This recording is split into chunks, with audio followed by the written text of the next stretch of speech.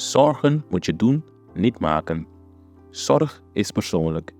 Onze jongste patiënten krijgen daarom bij de huisartsenspoedpost ook een persoonlijke behandeling. Onze artsen zijn zeer bekwaam in het opvangen en behandelen van uw kind. Huisartsenspoedpost Suriname. Uw zorg is onze zorg.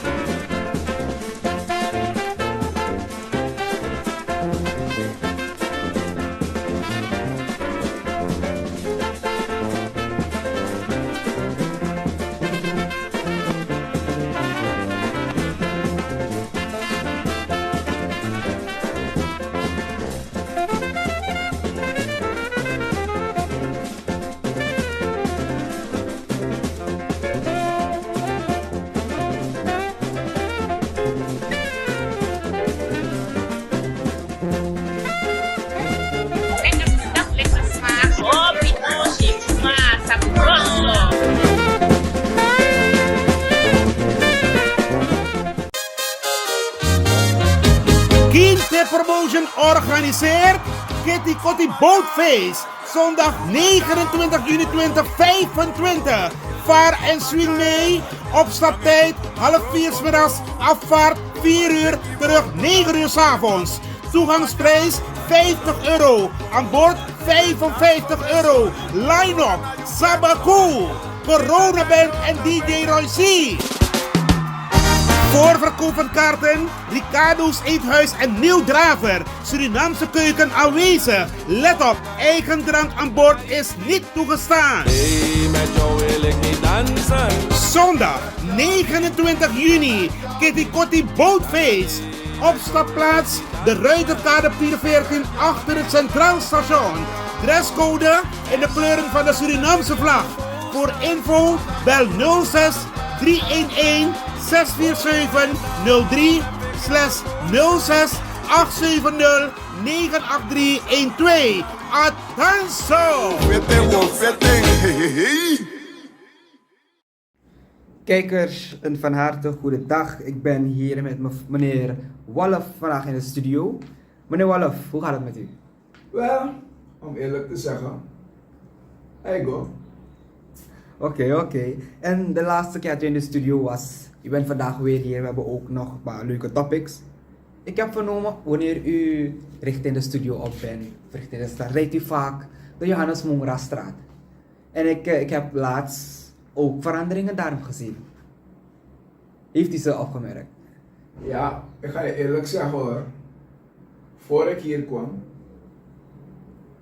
wilde ik iets gaan doen in de Johannes Mongrastraat. Ik ben even linksaf gegaan en gelijk rechtsaf teruggekeerd. De mannen zijn bezig te asfalteren. Ik vraag me af wie voor de gek houdt. De enige plek waar er een gat op de weg was BVSS. Nergens anders. Want ik rijd eigenlijk dagelijks er doorheen. Even passie bent takro. Mijn ook brok om je wat die opzetten en trappen, toch? Het zal me niet verwonderen als het een money making business is. En bij je taktrastraat in Tambroko. Koningsstraat.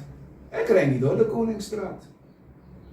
Ik heb laatst iets gezien, een beeld gezien in Land van Dijk. Op de weg ijskasten in een gat. En als je die weg ziet, Nafsari. Toch? Dan praten we niet over andere wegen. Maar die van Van Dijk was erg. Gewoon koelkasten in een gat. Waarmee is men bezig? Toch? En dan dit soort straten als een Mungrastraat ga je asfalteren. Waarvoor? Dat is toch geld vergooien? En als we praten over geld vergooien, meneer Wolff, laatst heeft de president start zijn gegeven aan het bouwen van een nieuwe politiebureau. En terwijl benzine, de politieagenten te kampen hebben met benzine. Ja, kijk. Om eerlijk te zeggen, is een grote schande voor het Korps Politie Suriname. En ik ga je zeggen waarom. Ik ben ook politieman geweest. Op het terrein van het politiebureau aan de Keizerstraat ligt er een tank, een benzinetank. Toch? En als we moesten uitrijden, dan ga je eerst daar tanken. Je neemt de sleutel bij de chef van dienst, je gaat daar tanken en je vertrekt met je wagen. En nu is het echt een schandelijke vertoning dat je politiewagens ziet voor service stations om te tanken. Toch? En als er nu problemen zijn, dan moet de benadeelde de politie gaan afhalen. Toch? Is toch een bloody shame? Dit systeem hebben we nooit bij de politie gekend. Kijk, we hielden zodanig van het werk als er een calamiteit is en het is ernstig, verdachten zijn in de buurt. Brother, we gaan op eigen privé wagi. Toch? Even zien wat de wagi en long moeten uit de recherche jari. Toch? Nou als man een praxer olie. Maar nu moet je rekening houden. En dat is een zeer kwalijke zaak. Dus met andere woorden, die samenleving krijgt de juiste bescherming van de politie, of kan de juiste bescherming van de politie niet meer krijgen. Toch? Het enige dat op dit moment belangrijk is, invallen plegen. Kies de vormen. Maar het preventieve is afgelopen.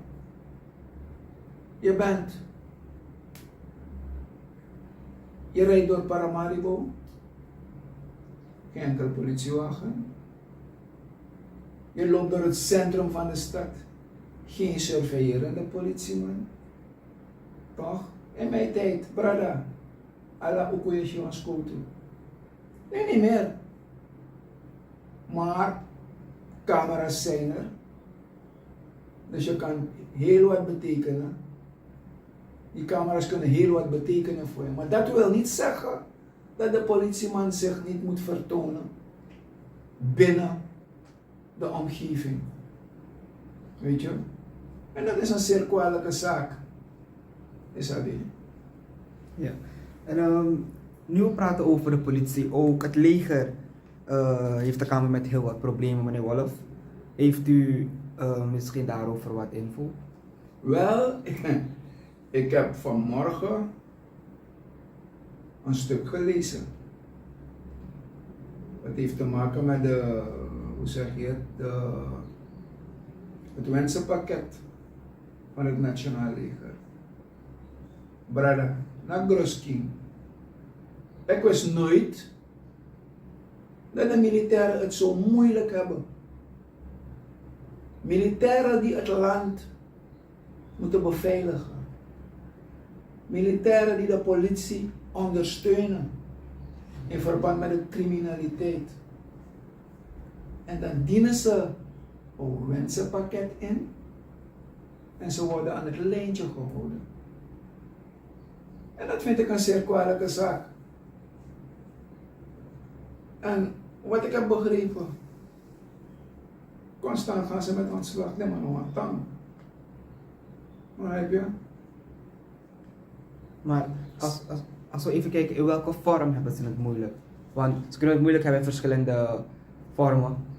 Algemeen. Algemeen. Algemeen. Dus ook, Het zij voeding, het zij van alles. Toch? Als ik zo die waslijst lees, volgens mij niet lees alles aan niet. Maar als ik het zo bekijk, die mannen willen zelfs een gesprek aanvragen met de president. zo. Maar wat ik me niet kan voorstellen, toch? Hoe is het mogelijk dat een politieambtenaar de verantwoording heeft over het militair apparaat? Het zijn twee zaken die helemaal uit elkaar lopen. Ja, het zijn twee zaken die helemaal uit elkaar lopen. Je moet je deskundigheid hebben om daar leiding aan toe te geven, toch? Je moet die deskundigheid hebben. Maar als ik zo de zaken bekijk, toch? Bijna krijg ik het gevoel van dat padvindergedoe een aantal jaren geleden. Ik hoop het niet. Begrijp je? Want dat zal niet prettig zijn voor Suriname in die precaire situatie waarin we nu leven. Begrijp je? En die militair is mens. Hij heeft het moeilijk. Hij heeft zijn gezin. Hij heeft zijn ouders. Ze hebben het allemaal moeilijk. Begrijp je? Dus ik bedoel, onder deze omstandigheden kunnen die jongens niet werken, toch? Ja, ja. Maar hoe is het zo? Het klinkt helemaal niet goed, want als je kijkt, als er iets nu gebeurt, dan kan geen enkel politieagent nu rijden naar het slachtoffer toe. Ja, dat bedoel ik. En wat als dit zich voordoet bij, laten we zeggen, de brandweer? Ja. En dan, toen wordt er toch niets gedaan daaraan? Maar volgens mij, die demotivatie speelt een belangrijke rol binnen alle gelederen van het overheidsapparaat. Ze hebben het allemaal moeilijk. Maar men doet voorkomen alsof er licht in de tunnel is. Maar we hebben geen tunnel hier. Wat voor licht ga je in de tunnel zien? Dat is een uitdrukking. Ja. Maar liever had men een andere uitdrukking toegepast. Toch? Licht in de tunnel berekent gewoon is een pure leugen. Licht in de tunnel. We hebben geen tunnel hier. Toch? En dan vind ik het jammer toch dat men op die manier omgaat met die samenleving. Toch?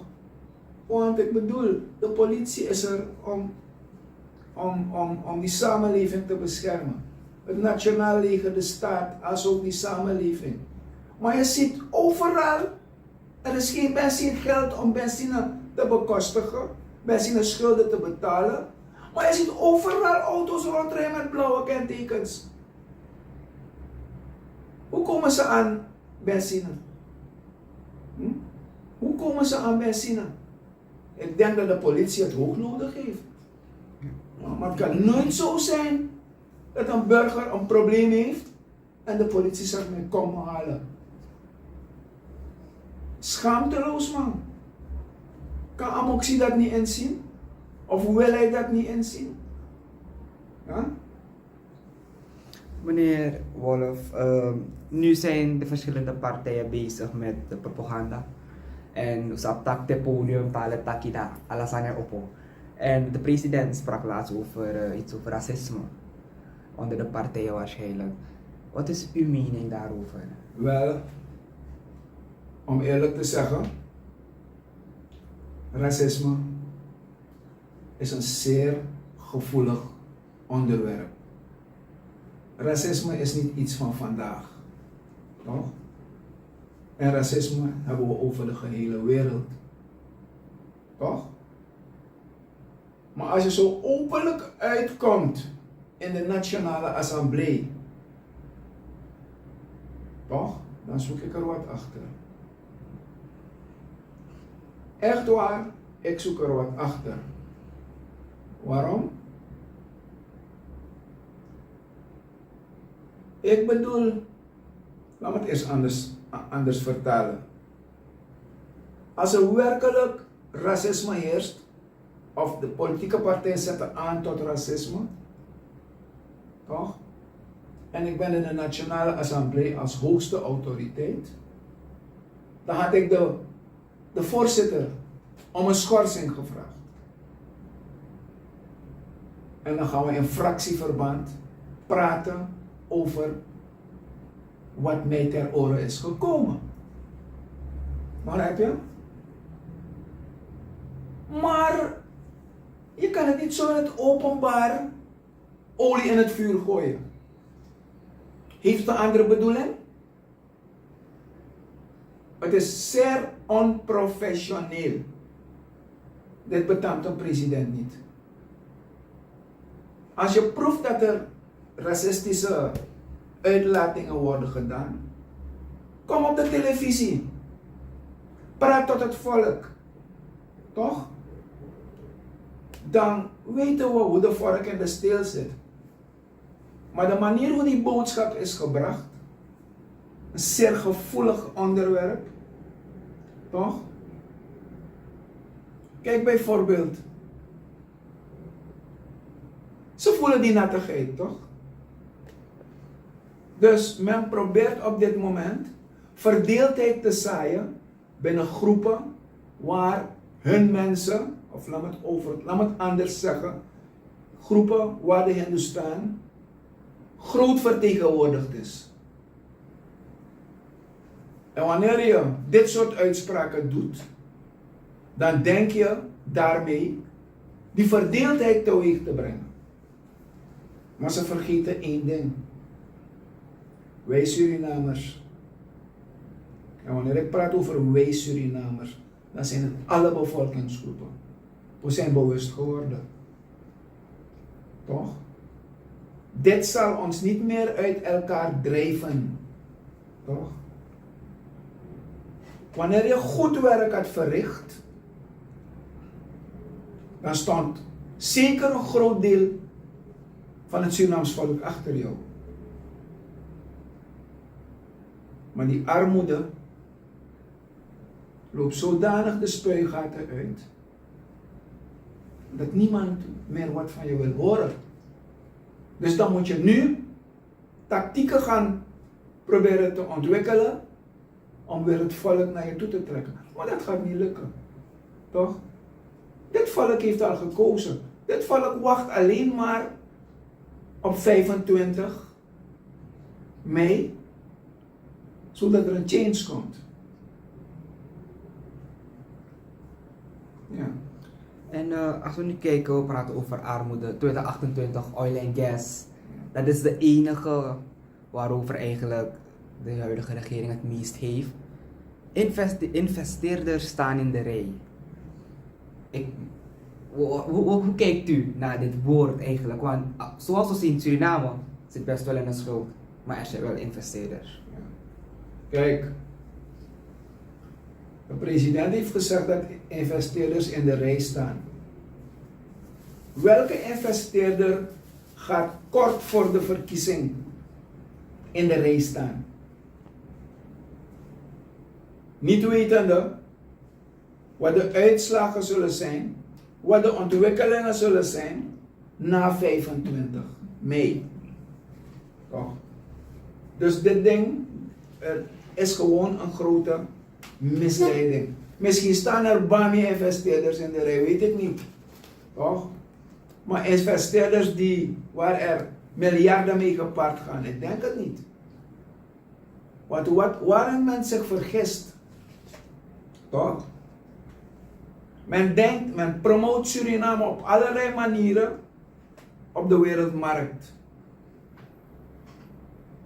Maar wat men vergeet, de massa moro minangayu over Suriname. Toch? Dus ze weten precies wat er in Suriname gebeurt. En die kwestie oil en gas. Wat zal gebeuren tussen 25 mei 2025 en 2028? Dat is een grote gap. een land met een staatsschuld van 128 miljard. Toch? Hoe kom je hieruit? Is het volk dieper in de put plaats? Maar met die oil en gas doet men voorkomen alsof we het goed zullen hebben. Begrijp je? Maar ik heb er geen belief in. Want die oil en gas, het zullen de Surinaamse kapitalisten zijn. Die in de rij staan om ervan te genieten. En die kruimels zullen we krijgen. Zalig mi grand mataki, mi wan shifosi. Toch? Zolang mi no shi, mi no man beoordeel. Want er zijn zoveel leugens naar buiten gekomen. Zoveel misleidingen. Als zou er één waarheid ertussen zijn. Toch? Toch geloof je die ene waarheid niet. Of als van hem poring. Begrijp je? Dus Johnny Kamperveen zou zeggen, wij zijn benieuwd. Ja. Ja. Maar ik heb geen belief. En de president, de nieuwe president, zal een sterke president moeten zijn. Want hij of zij zal geconfronteerd worden met een Surinamer, met een Suriname, waar hij geen kant mee kan opgaan. Toch? En dat je op porning, dat je nog maar ontwikkelen kon. Terwijl die vuilstortplaats is die men achter heeft gelaten voor Suriname. Of voor het volk. Want Jan had in de tijd gezegd, voor en na de verkiezingen, toen was hij nog parlementariër, we gaan die puinhoop van Bouterse opruimen. Daarom blijf ik het herhalen. Toch? Maar wie gaat die vuilstortplaats Ornamibo opruimen? Maar hij is een goede prater. Toch? Hij is een goede prater. Waardoor mensen in hem gaan geloven. Maar hij vergeet dat ook dat niet meer zal helpen. Begrijp je? Dat zal niet meer helpen. Maar denkt u echt dat er geen ontwikkeling komt? Want inflatie is van 66% naar 11% gedaald. Luister nou. Inflatie van 60% naar 11%. Dan zou je het bij de kassa moeten merken, toch? Ja. Dan zou je het bij de benzinepomp moeten merken, toch? Toch? Ze proberen allerlei technische termen hier aan vast te knopen. Toch? Maar wat ze niet naar buiten brengen. Ze zitten in een wurggreep van het kapitalisme. Toch? De grote boys, die bepalen het. Dat er mij zin is, maar waar ons nezi. Toch? Belegbeslag of Jideman. Toch? Terwijl de grote boys, de kapitalisten, zij bepalen het. Toch? Maar wie gaat daar? Nobody. Ga je wat vertellen? Ik volgde eens een discussie in een winkel. Maar ik ben nieuwsgierig, toch? Dan bemeng me zelf in een discussie. En dan weet die Chinees een bon. Er zijn goederen geleverd. Het enige wat op die bon staat, de goederen en de prijs. Maar wie geleverd heeft, weet men niet. De naam staat er niet. Dus die toeleveringsbedrijven moeten flink onder de loep genomen worden. En dan zou je maar met een beetje money, hè? Dus eigenlijk naar alla corruptie de. Ja. Brada Michenami ai. Toen was maar met tegen me, dan zou ik zeggen, het is niet waar. Maar nee, maar sorry me abon. Ik dacht, ai boy, zo wordt er gewerkt. Want omus nezi normaal lezen, toch? Cijferen kan hij goed, toch? Dus, wat cijfert ja man, dan mag je dat ai. Meer bij 100 gulden. Ik moet daar 150 gulden hieruit halen. Toch? Maar economische zaken heeft haar eigen prijzen. Dat ga je doen. En zo wordt er op elk niveau corruptie gepleegd. Oké. En meneer Wolff, als we kijken ook naar verschillende scholen in Suriname, het niveau wat we nu hebben bereikt. Ja. We horen heel wat zaken, leerlingen bedreigen hun leerkrachten, ook heel veel dingen. Maar als u kijkt naar al deze problemen in één lijn, sinds de zitting van deze regering, wat vindt u daarvan? Kijk, stress speelt een zeer belangrijke rol. Je doet alle moeite om je kinderen op te voeden. Ook die leerkracht doet de moeite. Toch? Maar die leerkracht is ook mens. Ze hebben hun kwaliteiten. Toch? Maar bijna komt hun kwaliteit niet tot uiting. Toch? Omdat ze met allerlei problemen zitten. Niet alleen leerkrachten, toch? Maar overal in het land. Ja? Ik heb laatst, of gisteren nog, heb ik een artikel gelezen waarbij men twijfelt of men heeft de kwaliteit van de leerkrachten ter discussie gesteld. Ik dacht in mezelf van, hoe dan? Hoe dan? Je verandert een onderwijssysteem. Het is ook een proces voor de kinderen om daarmee om te gaan. Maar het is ook een proces voor de leerkracht. Toch? En dus zomaar iets een leerkracht. Je hebt ervoor gestudeerd. Toch? En als je plotseling weer wordt geconfronteerd met een nieuw ding, hoe ga je daarmee om? In dat hele stressgebeuren in Suriname. Hun salaris is niet toereikend. Toch? En dan ga je problemen krijgen. Sabi, leerkrachten komen op school, kinderen hebben niet gegeten. Ze gaan in hun eigen zak om bepaalde kinderen te ondersteunen. Dan vraag ik mezelf af. Moet je twijfelen aan de kwaliteit van een leerkracht? Een leerkracht kan fouten maken, ja. Vooral in deze situatie. Toch? If je zegt dat 1 en 1 is 2. Je is pas zodanig je dat 1 en 1 is 3. En later je kiest dat geen shit. 1 en 1 is 2. Begrijp je? Al dit soort dingen. Want kijk de periode van minister Panay. Toch? Ging het goed? Het ging goed. Maar nou, het ding is echt een puinhoop. Maar ook tijdens de vorige regering, Ja. als we even naar het binnenland gaan, Ja. is ook het binnenland tijdens de vorige regering eigenlijk even in het donker gehouden. Ja. Want de scholen werden niet op tijd gerenoveerd, tafels en stoelen. Wordt het binnenland eigenlijk uitgesloten door elke regering? Of misschien vinden ze van, hé, het is te ver. Waaraan kan het precies liggen? Luister. De regering sluit het binnenland niet uit. Toch? Maar ze moeten geld er tegenaan gooien.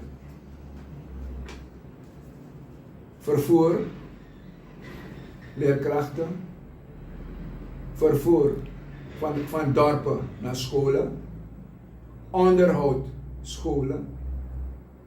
Je moet met de cultuur weten om te gaan. Er spelen een aantal dingen in het binnenland. Toch?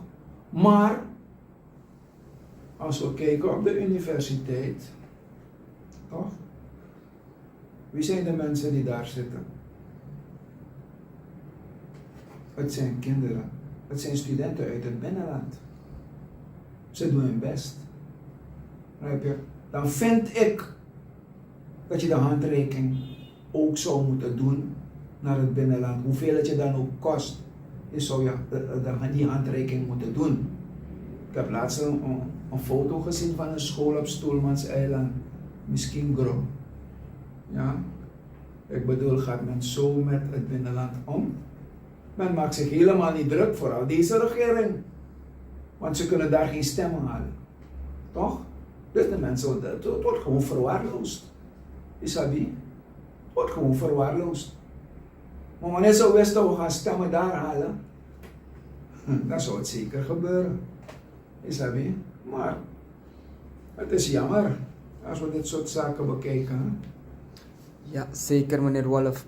Voor ik naar weg naar zee ga, wil ik een stukje vertellen over de zeedijk de Coroni. Coroni bestond uit ongeveer 12 series. Van de 12 series zijn er 4 of 5 overgebleven. De rest is weggespoeld door de zee. Toch? Oké. En op een gegeven ogenblik had de kust parwa en mangrove. En ook dat werd gedeeltelijk al weggespoeld. Dus wat zou nu gebeuren?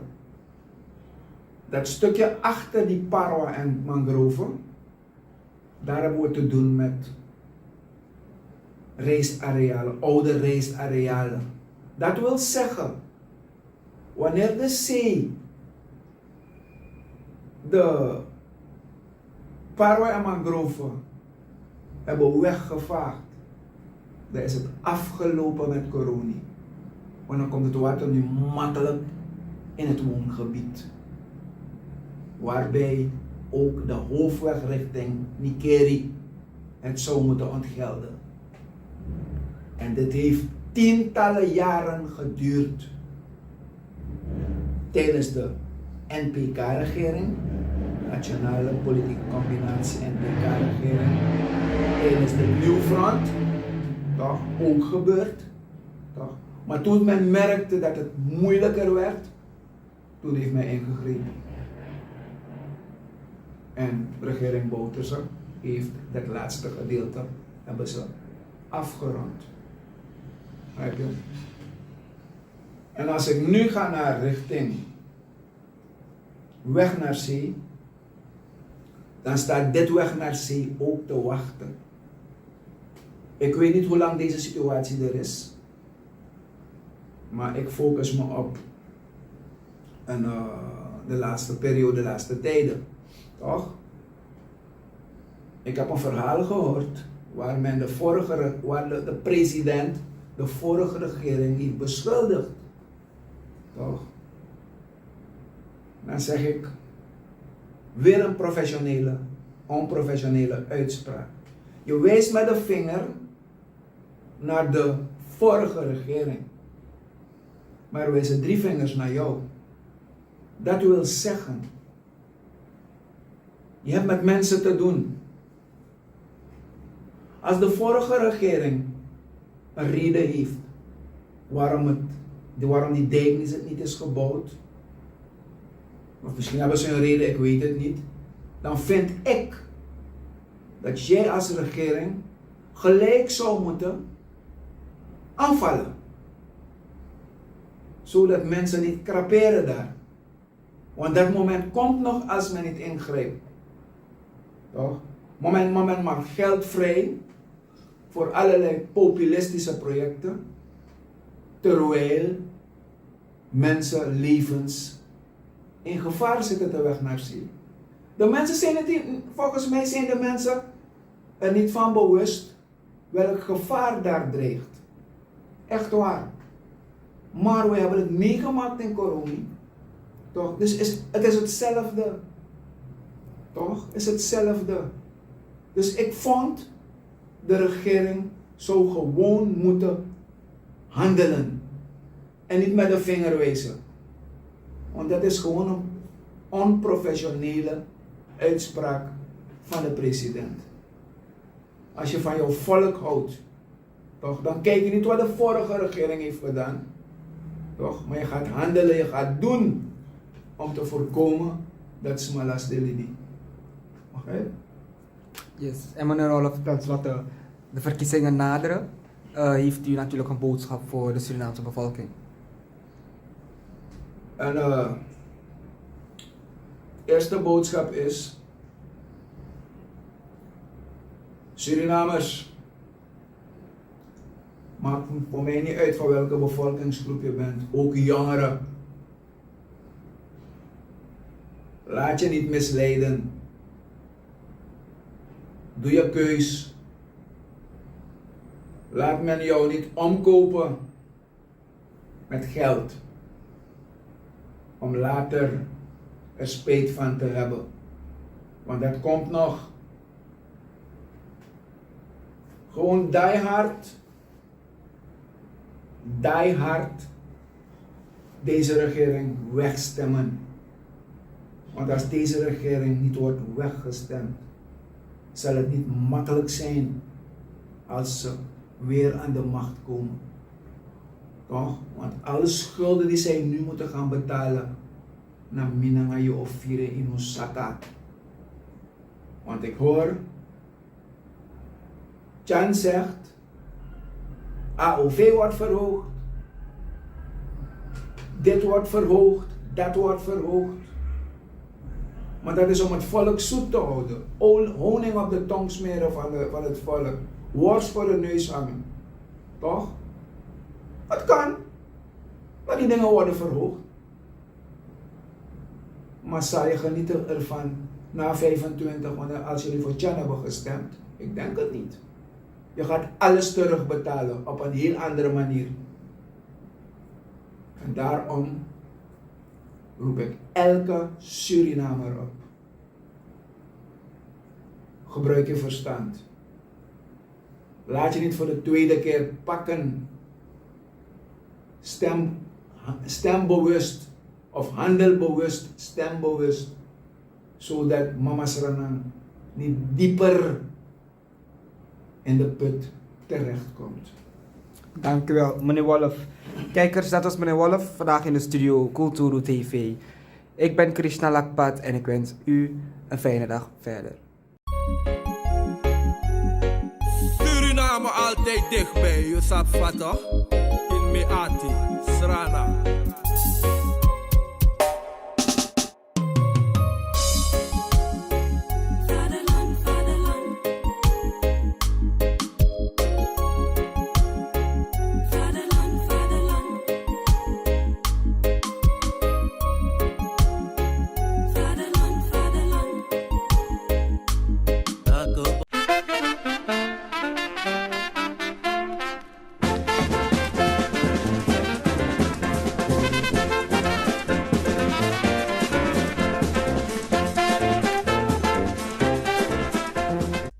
Ben jij een gedupeerde van de toeslagenaffaire, ouder, kind of ex-partner? Ga dan naar stichtingherstel.nl. Herstel met dubbel L. Met Stichting Herstel kom je er wel.